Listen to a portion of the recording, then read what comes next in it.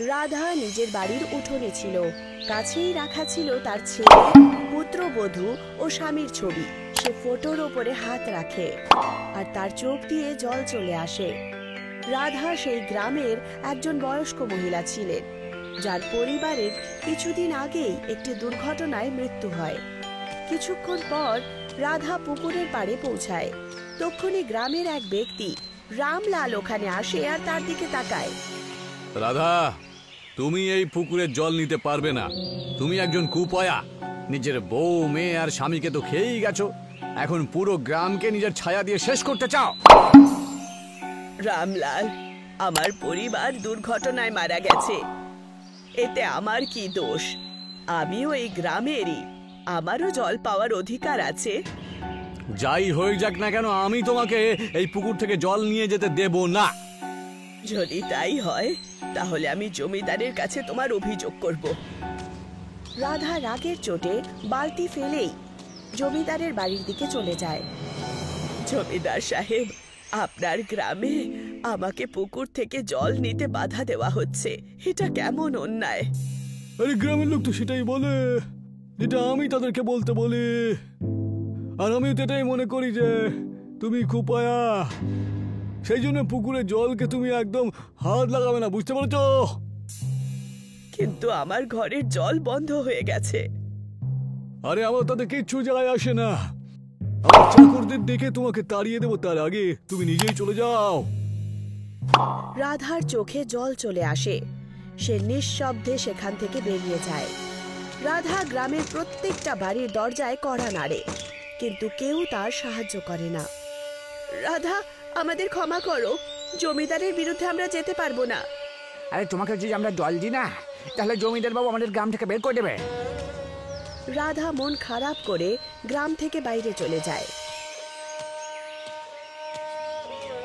তখনই একটা লম্বা জটাওয়ালা সন্ন্যাসী সেখানে আসে। তার হাতে একটা কমণ্ডল ছিল, যাতে জল ছিল। তুমি কান্না করছো কেন? রাধা নিজের কাঁপানো গলায় সন্ন্যাসীকে পুরো ঘটনা বলে। মনুষ্য কত স্বার্থপর হয়ে গিয়েছে, ওরা জানে না যে পানির মূল্য কি। সন্ন্যাসী চোখ বন্ধ করেন, কিছুক্ষণ মন্ত্র বিড়বিড় করেন, তারপর রাধার দিকে তাকান। মা, তুমি তোমার বাড়ি যাও, আমি রাত্রে তোমার বাড়িতে আসব। রাধা আস্তে আস্তে নিজের বাড়ির দিকে এগিয়ে যায়।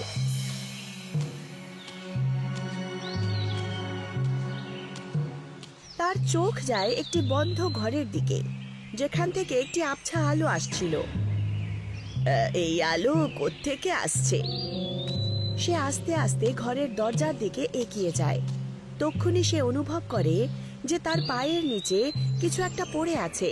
সে নিচের দিকে তাকায় আর হতবাক হয়ে ওঠে। বালু, বালু এখানে কি করে এলো?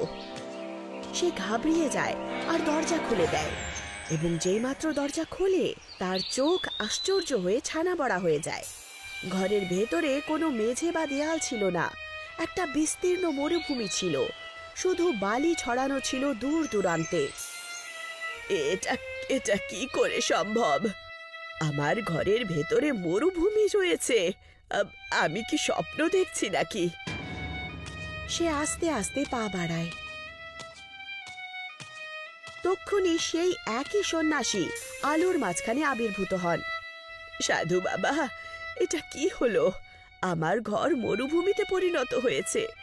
আমি আগেই তৃষ্ণার্ত মারা যাচ্ছিলাম, আর আপনি এটা আরো কঠিন করে তুললেন। চিন্তা করো না মা, আমার সঙ্গে চলো।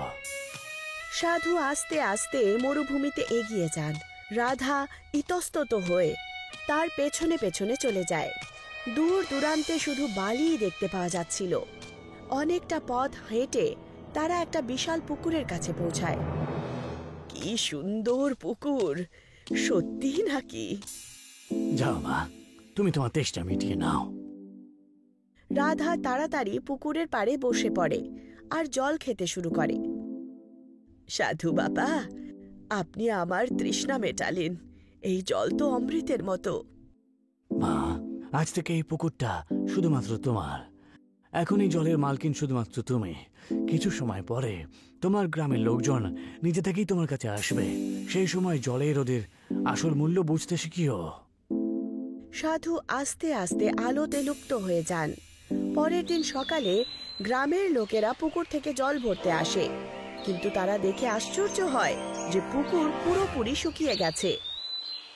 আরে এসব কি হলো? আমাদের পুকুর কোথায় গেল? এই জল তো পুরোপুরি শুকিয়ে গেছে, এখন আমরা কি করব? গ্রামের লোকেরা একত্রিত হয়ে জমিদারের কাছে যায়। সকাল থেকে বাড়িতে জল নেই, আমার বউ বাচ্চারা জল না খেয়ে রয়েছে। আরে এসব হচ্ছেটা কি?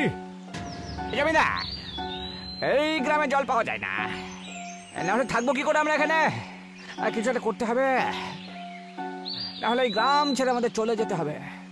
কিন্তু আমাদের এই সমস্ত সম্পত্তি, আমাদের জমি জমা সবকিছু তো এখানেই আছে।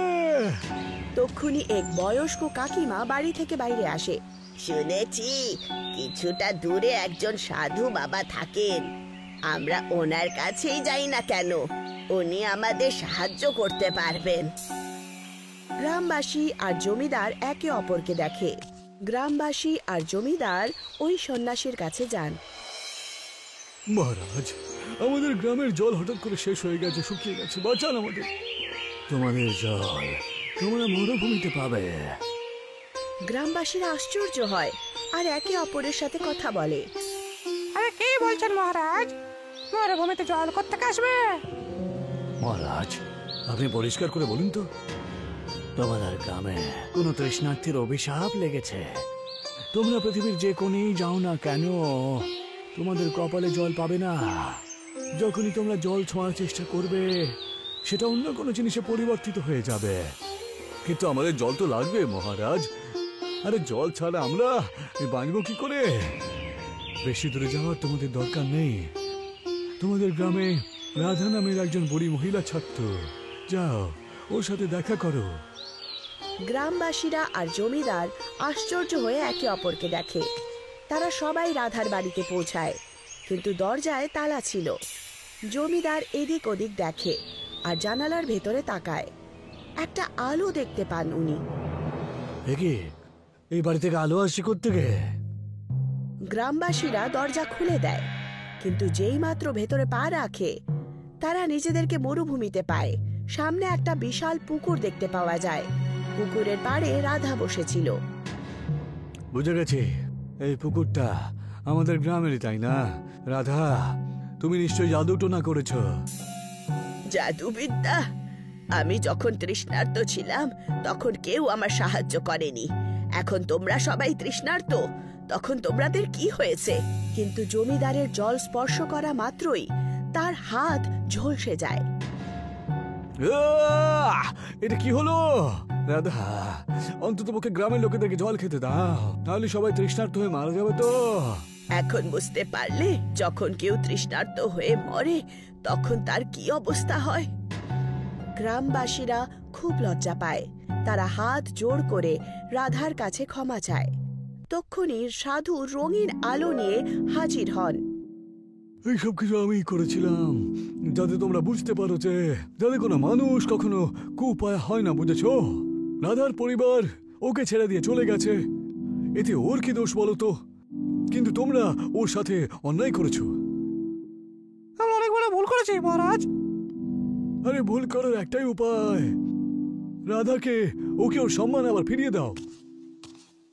গ্রামবাসীরা রাধাকে সাথে নিয়ে গ্রামে ফিরে যায়।